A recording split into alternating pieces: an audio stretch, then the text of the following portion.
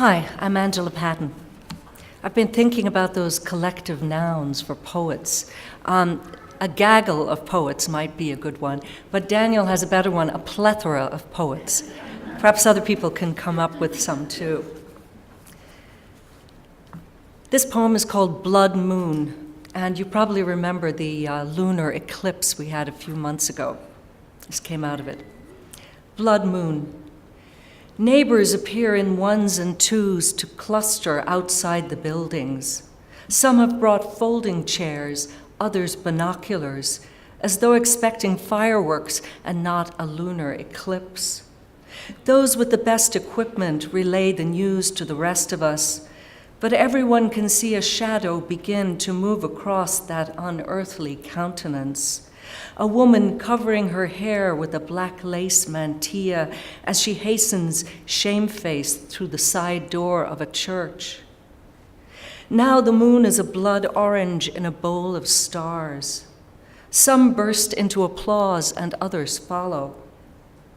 Our moon, they murmur proudly, proprietary as children watching mother get tarted up for a night on the town, awed by her transformation from domestic drab to celestial queen, the old familiar become untouchable.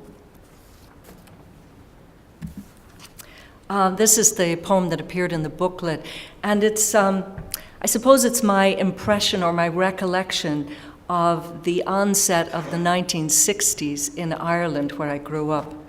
It's called Spring Comes to a Dying Decade.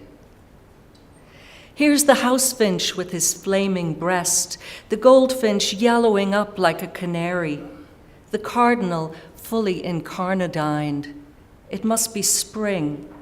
And it's as if we were back in the early 60s, staring at the static on our tiny black and white TV screens, eating porridge and potatoes in a muted universe. When suddenly it was all brilliant plumage, cuffs like ruffed grouse.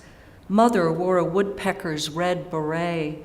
Brother was an icterine warbler in a paisley cravat. Dark-suited men dared to wear pink shirts like shy flycatchers. Even the priest risked a raven black leather jacket and a mood ring.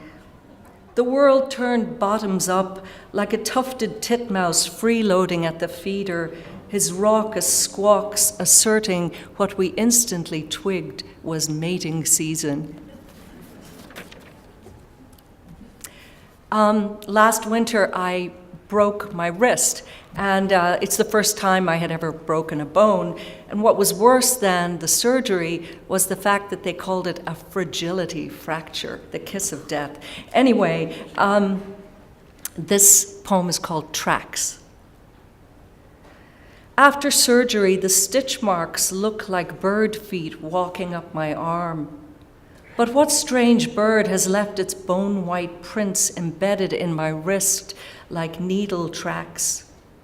Perhaps it was the raven, that faux sorrowful funeral director, walking beak forward, gloved hands folded behind his back, who walks the twin trajectories of a railway line that leads to a long-defunct station where I might meet myself returning from the beach with two scabbed knees, embossed inoculations against disease, the wheels of ancient injuries like medals from the battlefields of childhood, and my mother's crow's feet inching towards my eyes.